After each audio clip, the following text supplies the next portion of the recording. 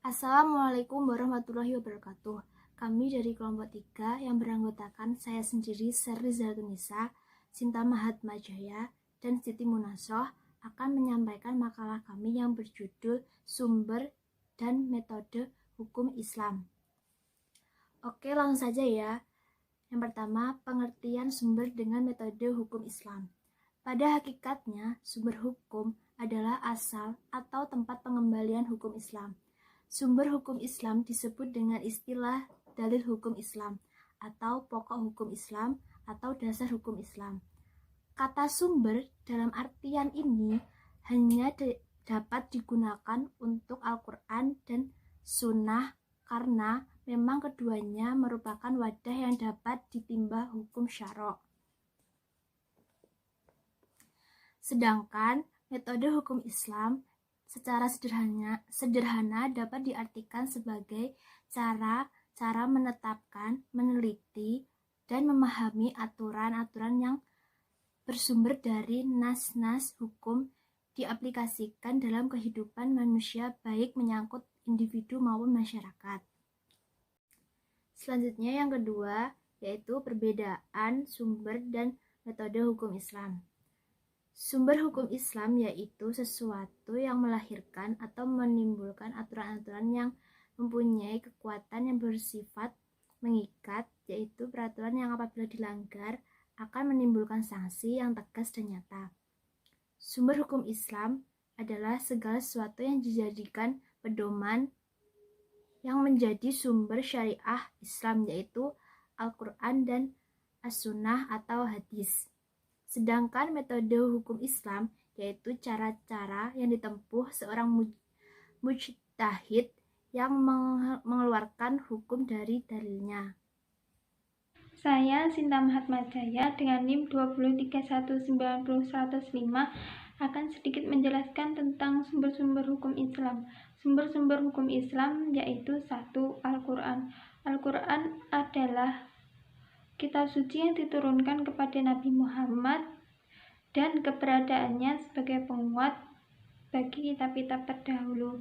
Sejarah Al-Quran. Al-Quran adalah kitab suci Allah yang diturunkan kepada Nabi Muhammad melalui malaikat Jibril dan diturunkannya secara berangsur-angsur sesuai dengan keadaan dan kondisi umat Islam. Isi dari Al-Quran yaitu penguat akidah, aturan pokok, dan muamalah. Ayat-ayat Al-Quran dibedakan menjadi 2, yaitu Makkiyah, ayat-ayat yang diturunkan di kota Mekah, dan Madaniyah, ayat-ayat yang diturunkan di kota Madinah. Yang kedua yaitu hadis. Definisi dan bagian-bagian hadis yaitu hadis adalah segala sesuatu yang berhubungan dengan Rasulullah seperti perbuatan, perkataan, ketetapan Rasulullah. Bagian-bagian dari hadis yaitu sanad, matan, dan perawi. Macam-macam hadis yaitu ada 3. 1. Berdasarkan jenisnya. Berdasarkan jenisnya ada 3 jenis yaitu qauliyah, fi'liyah, dan takririyah. Yang kedua, berdasarkan kuantitasnya dibedakan menjadi 2 yaitu mutawatir dan ahad.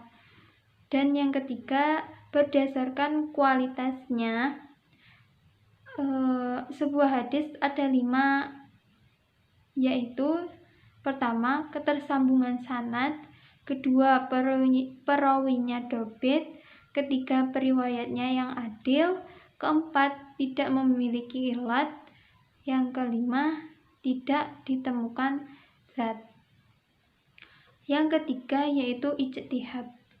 Ijtihad adalah penelitian atau usaha bersungguh-sungguh untuk menyelesaikan masalah-masalah yang menyangkut hukum Islam. Ijtihad Yang pertama yaitu ijma'. Ijma' merupakan kesepakatan para ahli yang kompeten dalam mengurusi umat tentang sebuah hukum setelah Nabi Muhammad. Yang kedua yaitu qiyas. Qiyas merupakan salah satu cara pengguna rayu dalam menggali hukum yang tidak disebutkan secara eksplisit dalam Al-Quran dan hadis. Dengan cara membandingkan sebuah hukum yang ada dalam Al-Quran dan hadis. Saya akan menjelaskan tentang metode-metode yang disepakati dalam ulama. Yang pertama, metode ijtihad. Metode ijtihad ini dibagi beberapa pengertian. 1. Ihtisan. Ihtisan menurut Abdul Hasan Al-Qari mendefinisikan ihtisan adalah perpindahan mujtahid di dalam memberikan hukum padanya kepada hukum yang berbeda dengan hukum yang sudah ditentukan. Macam-macam ihtisan. Macam-macam ihtisan dibagi menjadi 3. Yang pertama, perpindahan hukum dari qiyas di dair kepada sesuatu qiyas khafi. Yang kedua, berpindahnya suatu hukum yang ditetapkan oleh nas yang umum kepada yang khusus. Yang ketiga, berpindahnya suatu hukum yang kuli kepada hukum yang merupakan kekecualian. Kehujahan istihsan. Menurut mazhab Hanafi, yaitu mengubah hukum yang telah ditetapkan pada suatu kasus atau kejadian yang telah ditetapkan. Yang kedua, istihab. Secara luhawi, istihab adalah selalu menemani atau selalu menyertai. Sedangkan secara terminologi, Syekh Muhammad Ridha Muzaffar mengungkapkan, yaitu istihab adalah dari kalangan Syiah mengungkapkan apa yang pernah terjadi. Yang B, macam-macam istihab. Istihab dibagi menjadi 3. Yang pertama, istihab al-bar'at al-ahliyah yang menurut Ibnu Qayyim disebut bar'at adam al-ashliyah, seperti terlepasnya tanggung jawab dari segala taklif sampai ada bukti yang menetapkan taklifnya. 2. Istihab yang ditunjukkan oleh syara atau akal. 3. Istihab hukum. Kehujahan istihab. Kehujahan istihab ini akhir dari syara yang dijadikan tempat kembali bagi para mujtahid untuk mengetahui hukum peristiwa yang dihadapinya. 3. Huruf. Secara harfiah adalah suatu keadaan, ucapan, perbuatan atas ketentuan yang telah difornal manusia dan telah menjadi tradisi untuk melaksanakannya atau meninggalkannya. Macam-macam huruf. Huruf dibagi menjadi 2. Yang pertama, huruf shahih dan huruf fasyih. Dan huruf shahih ini adalah adanya manusia tentang kontrak borongan. Sedangkan huruf fasih yaitu adanya manusia tentang